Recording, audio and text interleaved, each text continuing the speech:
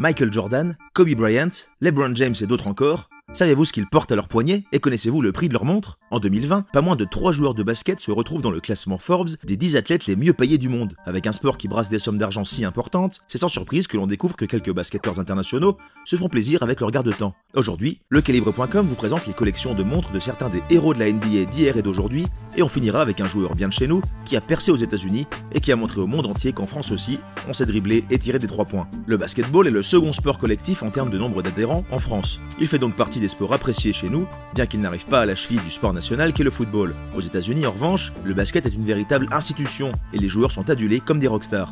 Découvrons ensemble ce que l'on peut voir à leur poignet entre 2 dunks et 2 crossovers. Kobe Bryant. Commençons cette partie en exprimant nos sincères condoléances à la famille et aux proches de Kobe Bryant, qui nous a quittés avec sa fille de 13 ans et 7 autres personnes en ce début d'année 2020 dans un accident d'hélicoptère. Le monde entier, et pas seulement le monde du basket, fut bouleversé par cet épisode tragique. Nous avons décidé de parler de sa passion pour l'horlogerie pour lui rendre hommage à notre façon. Né en 78 en Pennsylvanie, Kobe a évolué pendant 20 saisons, de 1996 à 2016, chez les Lakers en NBA. Club dans lequel évolue maintenant LeBron James, dont on reparlera plus tard. Son duo avec Shaquille O'Neal est reconnu comme l'un des plus efficaces de l'histoire. Il a gagné 5 championnats en NBA et fait partie des 7 joueurs à avoir inscrit plus de 30 000 points en carrière. Kobe était un fervent admirateur de l'art horloger et était actif dans le secteur, notamment à travers plusieurs partenariats, dont un avec la marque de montres Nubeo. Nubeo a vu le jour en 2003, à l'initiative entre autres du joaillier et designer espagnol Ivan Castro. Ce dernier étant fan de basket et des Lakers en particulier, il parvint à contacter Kobe Bryant pour lui proposer de travailler sur une montre à son nom. Kobe ne se contenta pas d'accepter le partenariat puisqu'il insista pour devenir investisseur de l'entreprise. C'est comme cela qu'est née l'idée de la Nubeo Black Mamba, reprenant le surnom du basketteur prodige. Son boîtier est l'un des plus complexes du secteur et est constitué de 131 composants. Sur la montre, le thème du serpent se retrouve à plusieurs niveaux, dont sur les différentes textures choisies sur le bracelet, le cadran, les aiguilles et autres. La Black Mamba est entraînée par un mouvement ETA Valjoux 7750, connu pour sa robustesse et sa fiabilité. Le seul hic, c'est que cette histoire s'est déroulée en 2009, année à laquelle le monde entier fut frappé par une crise économique sans précédent. We are in the midst of a serious financial crisis. Crise qui a à l'époque causé l'arrêt d'activité de Nubeo.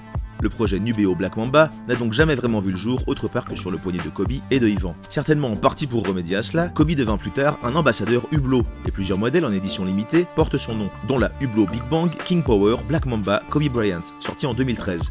Année qui marque également le début du partenariat de Hublot avec les Lakers en tant que leur chronométreur officiel. Cette Big Bang Black Mamba offre un imposant boîtier de 48 mm de diamètre, principalement en céramique noire et titane, monté sur un bracelet en caoutchouc recouvert de pitons noirs. Pas de vrai pot de Black Mamba pour cette fois, mais assez proche pour que le clin d'œil soit compris par les foules. Le cadran squelette reprend le violet et le doré, couleur des Lakers, pour quelques détails, et on retrouve même le numéro 24, numéro du maillot de Kobe, à 6 heures, ainsi qu'un serpent noir qui se roule autour du sous-cadran petite seconde de 9 heures. Ce chronographe automatique est entraîné par le calibre HUB 4248, que l'on peut facilement admirer grâce au fond de boîte transparent sur lequel se trouve une signature de Kobe, et qui propose un chrono de 48 minutes précisément, ce qui correspond à la durée d'un match de basket. Cette pièce fut produite à 250 exemplaires seulement et affichait un prix catalogue de 25 200 $ à sa sortie. Kobe possédait également une autre Hublot édition limitée à son nom, dévoilée en 2015, la Hublot Big Bang Unico Rétrograde Chronographe Kobe Vino Bryant. Pourquoi Vino? Tout simplement parce que c'était à l'époque un des nouveaux surnoms de l'athlète, faisant référence au fait que tout comme les grands vins, Kobe se bonifiait avec l'âge. Le lancement de ce modèle se fit d'ailleurs dans la Napa Valley, une des régions principales de la production de vin aux États-Unis.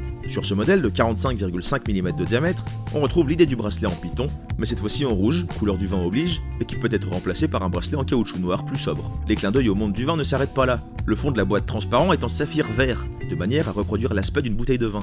Le reste de la montre fait référence au basket, comme les différentes textures du cadran qui rappellent un ballon, les formes qui reprennent les lignes des terrains, etc. C'est le calibre HUB 1261 de 72 heures de réserve de marche qui entraîne cette bête originale. L'heure se lit sur un sous-cadran à 6 heures, on trouve un sous-cadran petite seconde à 9 heures, et le chronographe, qui lui aussi mesure le temps d'un match de basket soit 48 minutes plus l'éventuel temps additionnel, utilise 2 aiguilles centrales rétrogrades, ce qui signifie qu'elles se déplacent de gauche à droite avant de revenir à leur place initiale lorsqu'elles ont parcouru la totalité de leur échelle respective. La version en céramique limitée à 200 pièces se vendait à 29 100 $ lors de sa sortie, et la version en or 18 carats, limitée à 100 pièces, à 47 500 $.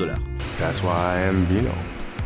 La troisième et dernière Hublot de Kobe fut lancée en 2016 pour célébrer sa retraite après 20 ans de bons et loyaux services chez les Lakers. et ne fut produite qu'à 24 exemplaires, encore une fois en clin d'œil à son numéro de maillot. Il s'agit de l'édition limitée Hublot Classic Fusion Kobe Bryant Héros Vilain, une montre squelette dans laquelle même le cadran est en saphir, au boîtier de 45 mm en céramique noire avec quelques détails d'or rose, entraîné par le calibre manufacture HUB 1311, offrant 42 heures de réserve de marche, un calendrier annuel et une phase de lune. Le nom Héros Vilain, dont on retrouve le logo HV sur le fond de boîte transparent, ferait référence au fait que Kobe soit évidemment vu comme un héros par de nombreux fans des Lakers, mais aussi parfois comme un vilain, aka le méchant de l'histoire, par certains individus du secteur se sentant lésés, voire bafoués sur son chemin vers la gloire et le succès absolu. On retrouve sur ce modèle le serpent noir de la Black Mamba, qui se roule cette fois-ci autour des fenêtres d'indication de jour de la semaine et du mois à 12 h. On est ici sur une pièce un peu plus habillée et moins orientée basket, qui semble être faite pour la nouvelle vie de Black Mamba, qui s'est malheureusement terminée bien trop tôt. Prix de vente à sa sortie, 20 400 $. Scottie Pippen. Avant de découvrir une bonne partie des collections de LeBron James et de Michael Jordan, jetons un coup d'œil à une montre portée par Scottie Pippen, bras droit de Jordan pendant toutes ces années chez les Bulls. Dans la série The Last Dance, retraçant le parcours de Jordan et des Chicago Bulls dans les années 80 et 90, on voit Pippen avec une Roger Dubuis Excalibur double tourbillon volant squelette, une pièce en or blanc de 45 mm de diamètre au prix catalogue de 305 000 $. Le double tourbillon volant squelette est une exclusivité de chez Roger Dubuis et la marque annonce que 1200 heures sont nécessaires pour la production de ce calibre RD01 SQ, dont 360 heures qui sont uniquement dédiées à la finition Poinçon de Genève. Michael Jordan. Impossible de parler de basket et d'horlogerie sans évoquer ce monstre du secteur. Né en 63 à Brooklyn, Michael Jordan, ou MJ pour les intimes, est considéré comme l'individu qui a le plus aidé à populariser le basket dans le monde entier dans les années 80 et 90. Il est aussi appelé The GOAT, ce qui signifie la chèvre, mais surtout Greatest of All Time, ou le meilleur de tous les temps. Il joue chez les Chicago Bulls de 1984 à 1993, avant une pause abrupte suite à l'assassinat de son père qui remit sa vie en question. Il se met alors au baseball pendant 1 an et demi, puis revient chez les Bulls de 95 à 98 et est à nouveau au sommet de son art. En tout, il gagnera 6 championnats avec cette équipe. Il a rendu absolument mythique le 23, son numéro de maillot. En 2020, il fut à nouveau sous les projecteurs avec la série Netflix The Last Dance, qui fut un succès international. À son poignet, il y a pas mal de choses à dire. Dans The Last Dance, justement, on le voit porter une Roger Dubuis Excalibur Spider Pirelli en titane avec cadran squelette, référence EX0745. Ce modèle, de la marque créée par l'horloger Roger Dubuis et l'entrepreneur-designer Carlos Diaz en 1995, est entraîné par le calibre RD820 SQ, le premier calibre squelette automatique doté d'un micro-rotor de la marque. Le boîtier de 45 mm est monté sur un bracelet fait à partir de véritables pneus Pirelli ayant remporté des courses en Formule 1. Rien que ça. Cet Excalibur Spider Pirelli Squelette, édition limitée à 88 pièces, a un prix catalogue de 72 000 $. Mais gardons en tête que cela reste une bagatelle pour MJ, qui semble être également un adepte de Rolex. Il a notamment été vu avec une Rolex Skydweller Rolleisor en or blanc et acier avec un cadran bleu au prix catalogue de 14 000 €. La Skydweller est la lignée la plus récente de la marque avec une sortie en 2012, mais elle est également une des Rolex les plus imposantes de toute la collection avec son boîtier Oyster de 42 mm, on verra plus tard qu'un autre modèle est encore plus gros, et surtout avec le plus de complications. En effet, ce garde-temps est équipé d'un calendrier annuel, ce qui signifie, on le rappelle pour les non-initiés, que la montre prend en compte les mois de 30 et 31 jours, mais qu'il faut régler la date lors du passage de février à mars en fonction des années bissextiles ou non, mais aussi d'une fonction GMT affichant un second fuseau horaire grâce au disque de 24 heures décentré sur le cadran et à la flèche rouge à 12 h sous le nom Rolex. La date est indiquée dans la fenêtre à 3 h et on peut lire le mois en cours grâce aux ouvertures carrées à l'extrémité du cadran devant chaque index des heures. Pendant le mois de janvier, c'est l'ouverture à 1 h qui sera de couleur rouge, puis celle à 2 h en février, à 3 h en mars, et ainsi de suite. L'autre point passionnant pour cette pièce exceptionnelle, entraînée par le calibre manufacture 9001, c'est sa lunette cannelée rotative qui permet de sélectionner la fonction à régler avec la couronne. Les 3 différentes positions de la lunette vont permettre de régler soit l'heure locale, soit le second fuseau horaire, soit la date, uniquement avec la couronne. Une prouesse technologique aussi complexe à réaliser que simple à utiliser. Toujours chez Rolex, on a pu voir au poignet de celui que l'on appelle His Airness, une Rolex GMT Master 2 en or jaune et cadran vert valant dans les 30 000 $, ainsi qu'une GMT Master 2 en or jaune SANR avec une lunette sertie de diamant classique et de diamant noir, ainsi que des cornes serties elles aussi. Une pièce impressionnante que l'on trouve sur le marché de l'occasion entre 70 000 et 100 000 €. Il possède aussi une Daytona en platine, cadran bleu Ice Blue et lunettes en céramique couleur chocolat, tout comme les contours des sous-cadrans. Une pièce rare valant plus de 70 000 € que l'on a également pu voir au poignet de Jean-Michel Aulas dans notre vidéo sur les montres des footballeurs, le lien est en description. Pour finir avec la marque de Hans Wilsdorf, on a vu MJ avec une Rolex Day-Date en platine, avec un boîtier de 36 mm, sa taille originale, avec des index en diamant, et les cornes serties elles aussi, une pièce élégante et originale qui prouve une certaine connaissance horlogère qui faisait fureur dans les années 90. La collection de Mr. Air Jordan ne s'arrête pas à 2 marques, en plus de Roger Dubuis et de Rolex, on a pu le voir entre autres porter plusieurs IWC. Jordan possède donc une IWC Big Pilot en titane, avec un cadran et un bracelet bleu pour un boîtier de 46 mm de diamètre, coûtant neuf aux alentours de 30 000 €, mais aussi une Big Pilot en or rose, édition limitée à 250 pièces, avec un cadran chocolat, un calendrier annuel et une réserve de marche de 7 jours, une pièce que l'on trouve d'occasion dans les 25 000 €. Il a aussi quelques Panerai, dont des Radiomir et des lumineurs en 44 mm de diamètre que l'on reconnaît au premier coup d'œil grâce à leur protège-couronne si spécifique, comme la Marina PAM 172 qui annonçait un prix catalogue de 11 500 € à sa sortie. On l'a aussi vu avec une jaquette Draw grande seconde en céramique noire valant dans les 12 000 € ou encore avec plusieurs Ulysse Nardin, dont une Sonata Cathédrale, une impressionnante Dresswatch coûtant dans les 20 000 € d'occasion.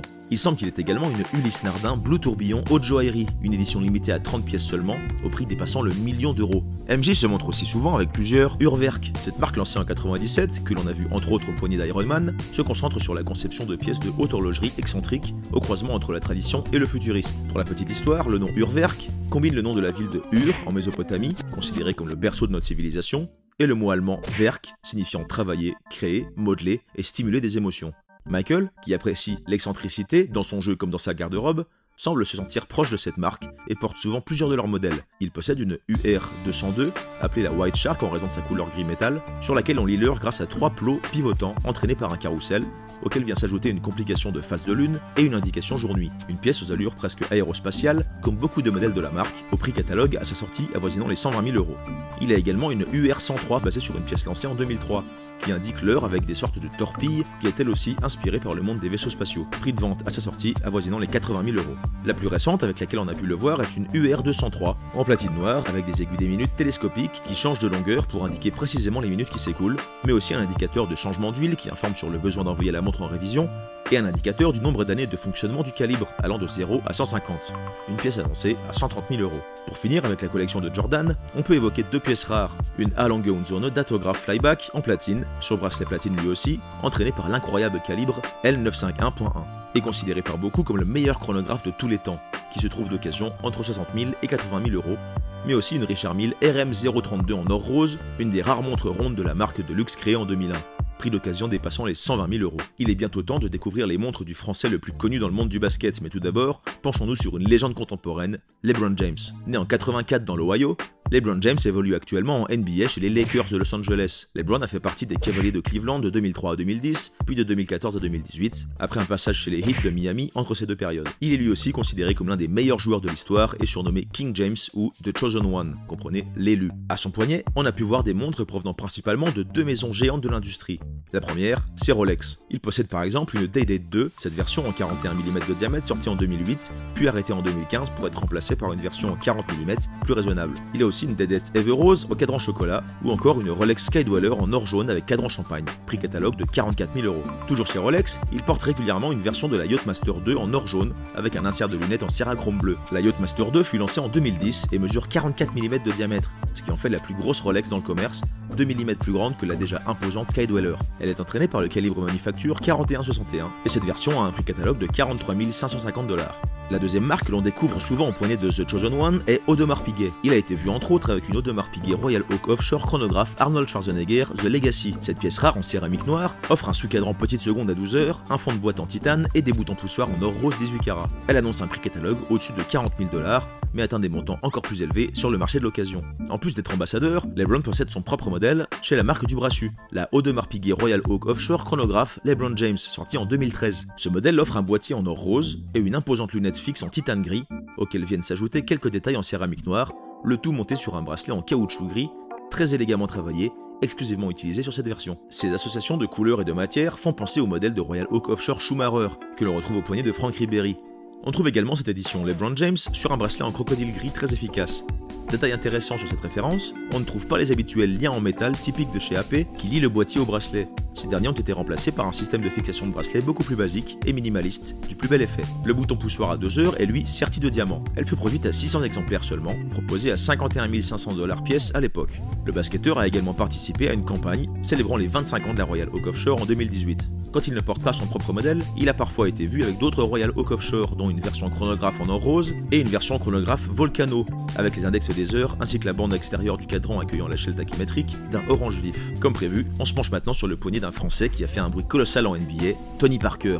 Mais d'abord, si vous passez un bon moment, likez la vidéo, abonnez-vous à notre chaîne, activez la cloche et laissez-nous un commentaire pour nous dire ce que vous pensez de ce contenu et nous aiguiller pour les prochains sujets qui vous intéressent. On répond à tout le monde. Né en 82 à Bruges, en Belgique, Tony Parker acquiert la nationalité française à l'âge de 15 ans et est maintenant reconnu comme le meilleur basketteur français de tous les temps. Il évoluera en NBA chez les Spurs de San Antonio pendant 17 saisons de 2001 à 2018. Il est le premier joueur français à avoir remporté un championnat de NBA et le premier joueur européen à avoir été sacré meilleur joueur des finales, MVP, en 2007. C'est d'ailleurs en cette même année qu'il s'est marié avec Eva Longoria et qu'il a commencé un partenariat avec IWC, qui à l'époque se distinguait par des campagnes de pub plus que provocantes, comme par exemple celle dont le slogan était IWC, presque aussi compliqué qu'une femme, la ponctualité en plus. Un humour machiste à la limite du grivois qui serait absolument impensable de nos jours et qui a possiblement déplu à Eva. Tony a donc été vu portant plusieurs modèles de IWC différents, dont des Big Pilots, et il a également signé une version de la IWC portugaise chrono-automatique destinée à une vente de charité. En 2010, Tipeee change de crèmerie et commence un partenariat avec Tissot, une marque relativement accessible et populaire sur le marché de la montre suisse, qui a signé en 2015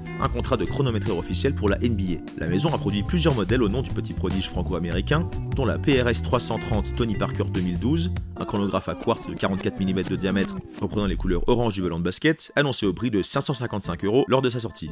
On trouve aussi la Tissot PRC 200 édition limitée Tony Parker, un second chronographe à quartz sorti en 2013 au look frais et sportif, ou encore la Tissot T-Touch Expert Solar Tony Parker sortie en 2014. Comme son nom l'indique, il s'agit d'une montre solaire ou boîtier en titane de 45 mm de diamètre avec un écran tactile, un altimètre, une fonction chronographe, une boussole, une alarme et j'en passe, le tout avec un prix catalogue à sa sortie juste en dessous de 1000 €. Il a également participé aux campagnes publicitaires de la Tissot Powermatic 80, une montre automatique 3 aiguilles avec quantième en acier de 41 mm de diamètre, entraînée par un calibre ETA C07-111, offrant 80 heures de réserve de marche, annoncée au prix de 650 €. En 2020, on l'a vu faire la promotion de la Tissot Chrono XL NBA Collector, une édition spéciale montée sur un bracelet en matière de ballon de basket et livrée avec un coffret de 31 pastilles, une par équipe en NBA, pour pouvoir choisir son équipe favorite et fixer leur logo sur le fond de boîte. Un détail sympa et original. Allez voir les liens en description pour en savoir plus sur ces Tissot et pour pouvoir les commander. Et vous, quel est votre basketteur préféré et laquelle de ces montres choisiriez-vous pour les disputer un 1 contre 1 sur le terrain de votre quartier? Répondez en commentaire, n'oubliez pas de vous abonner pour rester informé des prochaines sorties. On vous met ici un autre épisode de Watch Spotting à gauche et une vidéo qui devrait vous plaire à droite. Merci de votre fidélité et à bientôt sur lecalibre.com.